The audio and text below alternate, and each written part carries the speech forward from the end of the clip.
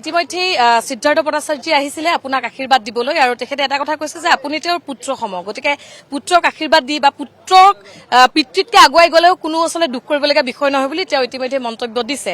গতিকে সেই কথাটোৱে প্ৰথমে জনাৰ চেষ্টা কৰিম। মই পুনৰাই কওঁ মানে মাননীয় সিদ্ধাৰ্থ দাৰ বিষয়ত ৰাজনৈতিক মন্তব্য দিবৰ কাৰণে মোৰ যোগ্যতা নাইকিয়া, গম পাইছেনে? মই তেখেতৰ লগত আপুনি কওক যে সিদ্ধাৰ্থ দাই আমাক কেনেদৰে কাম শিকাইছে, সিদ্ধাৰ্থ দাই আমাক কেনেদৰে পাৰ্টি কাম শিকাইছে, এইখিনি কথা। কিন্তু তথাপিতো এই আজি যে সিদ্ধাৰ্থ দাই আহি পেলাই আমাক আশীৰ্বাদ দিছে, আজি যে মৃগান দাদা 24/7 মোৰ লগত ছাৰ দৰে আছে, ভাতৃ মোৰ প্ৰণৱ লহকৰ ডাঙৰীয়া আছে, সকলো সময়ত আছে, শশাংক ডেকা ডাঙৰীয়া বা সকলোৱে, এইটো ভাৰতীয় জনতা পাৰ্টি।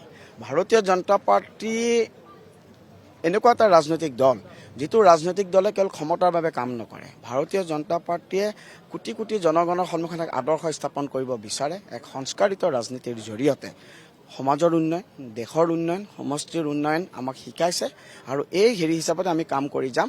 অগ্ৰজসকলে আমাক শিকাই গৈছে ত্যাগ লৈ পেলাই। বাজপেয়ী ডাঙৰীয়াই কৈয়ে গৈছে বিজেপি আন এটা নাম ত্যাগ, গতিকে আমিতো সেই ত্যাগ কৰাৰ কাৰণে আমি আছো না বিজেপিত। হ'ব।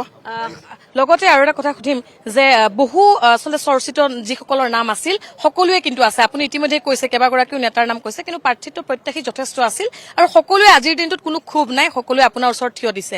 গতিকে সেই যিটো কালচাৰ, সেই গোটেই বিষয়টো এইটো অকল বিজেপিত সম্ভৱ, বিজেপিত সম্ভৱ, কাৰণ বিজেপি এটা আইডিঅলজিকেল পাৰ্টি, বিজেপি এটা আদৰ্শগত পাৰ্টি।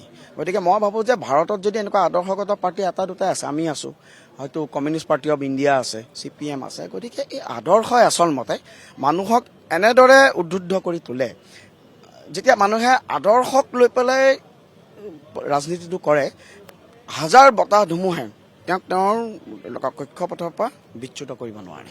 গতিকে এনেকুৱা ধৰণৰ আদৰ্শ লৈ পেলাই আমি ভাৰতীয় জনতা পাৰ্টি কৰিছোঁ আৰু ভাৰতীয় জনতা পাৰ্টিৰ কাৰণে আমাৰ কেৱল ৰাজনৈতিক দল মাত্ৰ নহয়, ভাৰতীয় জনতা পাৰ্টিৰ কাৰণে আমাৰ কাৰণে এক দেশ সেৱাৰ স্থলী, জনগণৰ কাৰণে কাম কৰাৰ আমাৰ স্থলী, আৰু এইটোৱে আমাক সদায় 24/7 কাম কৰিবৰ কাৰণে অনুপ্ৰেৰণা যোগায়। ইতিমধ্যে চামগুৰি সমষ্টিত খুব কম সময়ৰ বাবে আপুনি দায়িত্বত আছিল আৰু সেই সময়খিনিত আপুনি শিক্ষাৰ ক্ষেত্ৰত যথেষ্ট কাম কৰি গৈছিল। সেয়া আপুনি আপোনাৰ সামাজিক মাধ্যমৰ জৰিয়তে আমি দেখিবলৈ পাইছিলো যে খুব কম, আচলতে চামগুৰিৰ নিচিনা এটা সমষ্টিত আপুনি জিকি অহাটো আচলতে কল্পনা কৰিব পৰা নাছিল বহুতে। তাৰপিছত খুব কম সময় আৰু তাত আপুনি শিক্ষাৰ ক্ষেত্ৰত যথেষ্ট কাম কৰিছিল। গতিকে ইয়াত নিউ গুৱাহাটী সমষ্টি এটা অত্যন্ত গাম্ভীৰ্যপূৰ্ণ, অত্যন্ত দৃষ্টিনিবদ্ধ হৈ থকা সমষ্টি, গতিকে সেই গোটেই বিষয়টো কেনেধৰণে?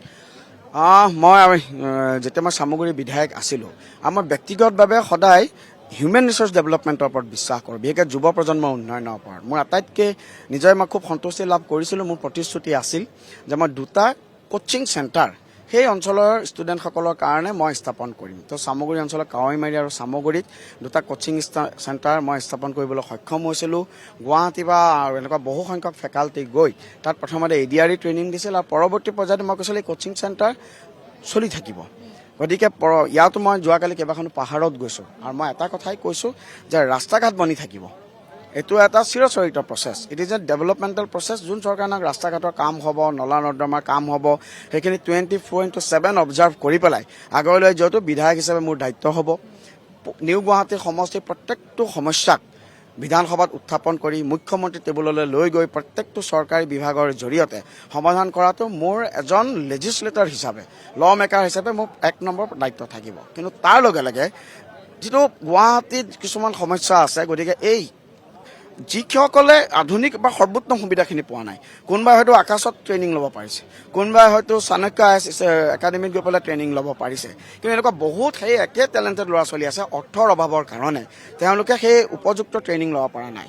মোৰ একদম স্পষ্ট কথা, মই ভগৱানৰ কৃপাত মই জিকি অহাৰ পিছত বিধায়ক হৈ পেলাই আহিলে মই প্ৰথমতে মই যিটো কেৰিয়াৰ কাউন্সিলিঙৰ ক্ষেত্ৰত বিশেষকৈ যিসকল নিউ গুৱাহাটীৰ পাহাৰ অঞ্চল আছে বা সেই অঞ্চলৰ চৰকাৰী বিদ্যালয়সমূহৰ ছাত্ৰ ছাত্ৰীসকলৰ কাৰণে তেওঁলোকে যাতে ক্লাছ 7-8 পৰাই এটা পৰৱৰ্তী সময়ত প্ৰতিযোগিতামূলক পৃথিৱীত খাপ খাব পাৰে, তাৰ কাৰণে এটা ফাউণ্ডেশ্যন যাতে তৈয়াৰ কৰিব পাৰোঁ, মই ব্যক্তিগতভাৱে এইটো ক্ষেত্ৰত মই 24/7 কাম কৰিম। ধন্যবাদ।